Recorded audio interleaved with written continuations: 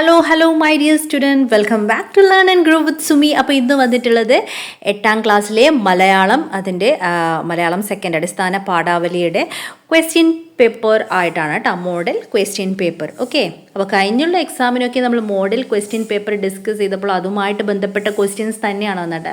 എന്താ വെച്ചാൽ നമ്മളിപ്പോൾ വായിക്കുന്ന ക്വസ്റ്റ്യൻസ് ഇല്ലേ, അപ്പോൾ അതുമായിട്ട് ബന്ധപ്പെട്ട മറ്റു കാര്യങ്ങളൊക്കെ നിങ്ങൾ ഒന്ന് നോക്കിയിരിക്കണം കേട്ടോ. അപ്പോൾ നമുക്ക് നോക്കാം. 1 വരെയുള്ള 4 വരെയുള്ള ചോദ്യങ്ങൾക്ക് 1 മാർക്കും വീതമാണ് കേട്ടോ, ഓപ്ഷണൽ ക്വസ്റ്റ്യൻ ആണ്. ഒന്നാമത്തെ നോക്കാം. നീ എന്ത് മടയത്തമാണ് ഈ കാണിക്കുന്നത്? ഇത്തിരി പോന്ന നിനക്ക് ഈ കാട്ടുതീ കെടുത്താനാവുമോ? മഴദേവന്റെ ഈ വാക്കുകളിൽ തെളിയുന്ന മനോഭാവം എന്താണ്? ഇത് കേൾക്കുമ്പോൾ തന്നെ നമുക്കറിയാം അല്ലേ, എന്താണ്? പരിഹാസം. ബി പരിഹാസമാണ്. Next question. വസന്തത്തിലെ ഊഷ്മളമായ സൂര്യവെളിച്ചത്തിൽ അതിൽ വെയിൽ കാഞ്ഞിരുന്നു. സൂര്യവെളിച്ചം എന്ന പദത്തിൻ്റെ ശരിയായ വിഗ്രഹരൂപം ഏത്?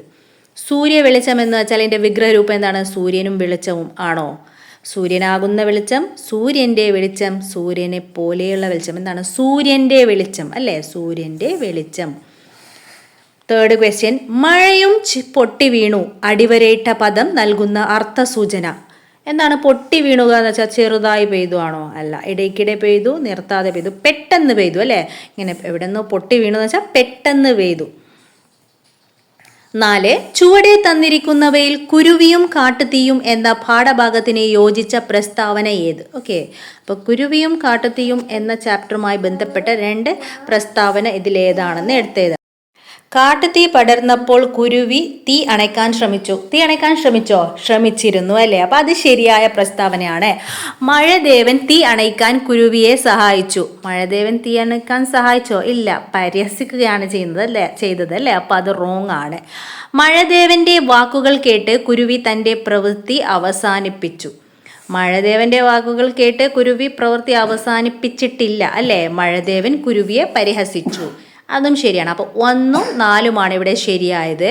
അപ്പോൾ ഇതിൽ ഓപ്ഷൻ വരുന്നത് ബി ആണ് ശരിയായ ഉത്തരം.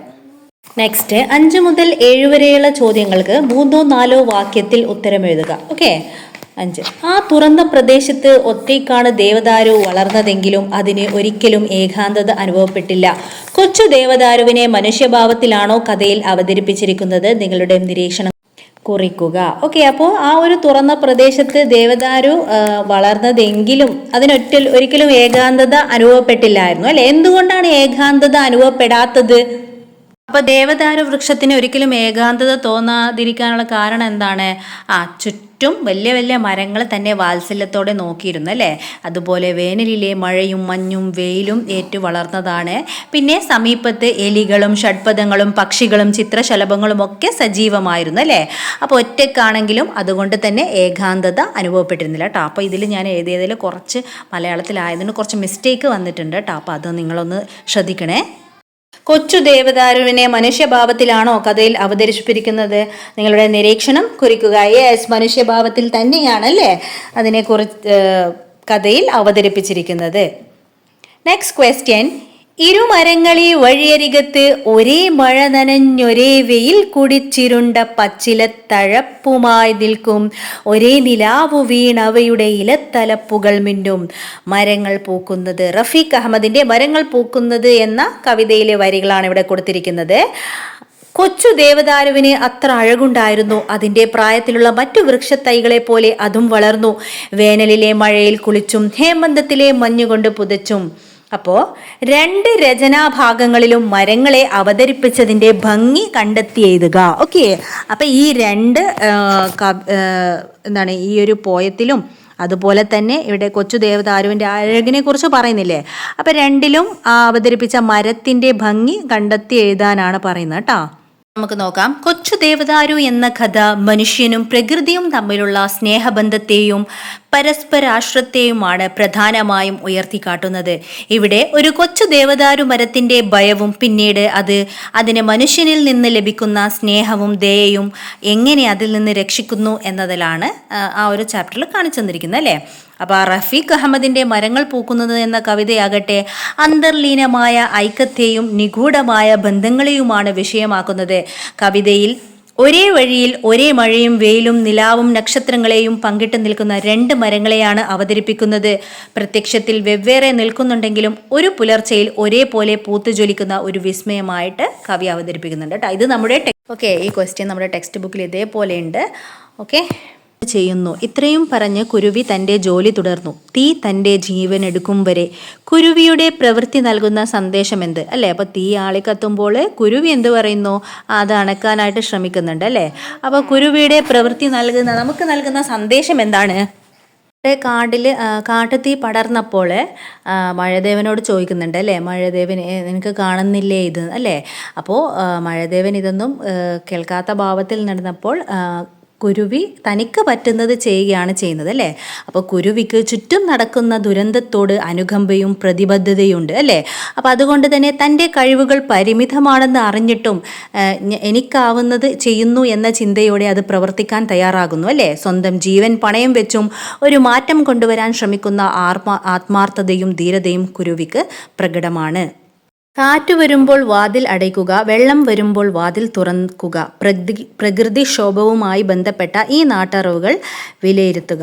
അപ്പോൾ ഇത് നമ്മളുടെ ചാപ്റ്ററിൽ തന്നെയുള്ള ക്വസ്റ്റ്യൻ ആണ് കേട്ടോ. വലിയ കാറ്റടിക്കുമ്പോൾ വാതിലുകൾ തുറന്നിട്ടാൽ കാറ്റ് വീടിനകത്തേക്ക് ഇരച്ചു കയറി മേൽക്കൂരയിലോ ചുമരുകളിലോ മർദ്ദം ചെലുത്തി നാശനഷ്ടങ്ങൾ ഉണ്ടാക്കാൻ സാധ്യതയുണ്ട്. വാതിലുകൾ അടച്ചിടുന്നതിലൂടെ വീടിൻ്റെ ഘടനയെ സംരക്ഷിക്കാനായിട്ട് സാധിക്കും. എന്നാൽ വെള്ളപ്പൊക്കം ഉണ്ടാകുമ്പോൾ സാഹചര്യം നേരെ തിരിച്ചാണ്. വീടിന് ചുറ്റും വെള്ളം ഉയരുമ്പോൾ വാതിലുകൾ അടച്ചിട്ടാൽ വെള്ളത്തിൻ്റെ ശക്തമായ തള്ളൽ ചുമരുകളിൽ ഏൽക്കുകയും ചുമരിടിഞ്ഞ് വീണ് തകരാൻ കാരണമാകുകയും ചെയ്യും. വാതിലുകൾ തുറന്നിടുന്നതിലൂടെ വെള്ളത്തിന് വീടിനകത്തോടുകൂടി സുഗമമായി ഒഴുകിപ്പോകാനും ചുമരിലെ മർദ്ദം കുറക്കാൻ സാധിക്കുകയും ചെയ്യും. അപ്പോൾ ഈ ഒരു വരികൾ നാട്ട് പഴഞ്ചൊല്ലുകളാണ് കേട്ടോ. അപ്പോൾ പഴഞ്ചൊല്ലിൻ്റെ എക്സ്പ്ലനേഷനാണ് ഇവിടെ നമ്മൾ കൊടുത്തിട്ടുള്ളത്. നെക്സ്റ്റ്, കാട്ടുതീ പടർന്നപ്പോൾ കുരുവിയും ഒരുപോലെയാണോ പ്രതികരിച്ചത്? അവരുടെ സമീപനങ്ങൾ വിലയിരുത്തി കുറിപ്പ് തയ്യാറാക്കുക. ഒരുപോലെയാണോ? അല്ല അല്ലേ? കാടിൽ തീ പടർന്നു പിടിക്കുമ്പോൾ ഇതൊന്നും കാണുന്നില്ലേ എന്ന് കുരുവി മഴദേവനോട് ചോദിക്കുന്നുണ്ട് അല്ലേ? അപ്പോൾ നമ്മുടെ കുരുവി അത് കെടുത്താനായിട്ട് തൻ്റെ ചുണ്ടിൽ വെള്ളവുമായിട്ട് വന്നപ്പോൾ അതിനെ പരിഹസിക്കുന്നുണ്ട് ആര്? മഴദേവൻ അല്ലേ? അപ്പോൾ ഈ രണ്ടുപേരുടെയും മനോഭാവങ്ങളിൽ വലിയ വ്യത്യാസമുണ്ട്. കുരുവിക്ക് ചുറ്റും നടക്കുന്ന ദുരന്തത്തോട് അനുകമ്പയും പ്രതിബദ്ധതയും ഉണ്ട്. തൻ്റെ കഴിവുകൾ പരിമിതമാണെന്നറിഞ്ഞിട്ടും എനിക്കാവുന്നത് ചെയ്യുന്നു എന്ന ചിന്തയോടെ അത് പ്രവർത്തിക്കാൻ തയ്യാറാകുന്നു. ജീവൻ പണയം വെച്ചും ഒരു മാറ്റം കൊണ്ടുവരാൻ ശ്രമിക്കുന്ന ആത്മാർത്ഥതയും ധീരതയും കുരുവിക്ക് പ്രകടമാണ്. എന്നാൽ മഴദേവന്റെ മനോഭാവം നിസ്സംഗതയും അഹംഭാവവും നിറഞ്ഞതാണ്. തനിക്ക് കാട്ടുതീ അണയ്ക്കാൻ കഴിവുണ്ടായിട്ടും ആ ദുരന്തത്തോട് യാതൊരു പ്രതിബദ്ധതയും ദേവൻ കാണിക്കുന്നില്ല. മറ്റൊരാൾ ചെയ്യുന്ന ശ്രമത്തെ പരിഹസിച്ച് നിരുത്സാഹപ്പെടുത്താൻ അലസതയും അഹന്തയും മഴദേവനുണ്ട്. മാത്രമല്ല ദേവൻ തൻ്റെ വലിയ ശക്തിയെ കുറിച്ച് അറിവുണ്ടായിട്ടും അത് ഉപയോഗപ്പെടുത്താതെ ചെറിയവൻ്റെ ശ്രമങ്ങളെ ചെറുതാക്കുന്ന ഒരു തരം കാഴ്ചയാണ് നമ്മൾക്കിവിടെ കാണാൻ സാധിക്കുന്നത്.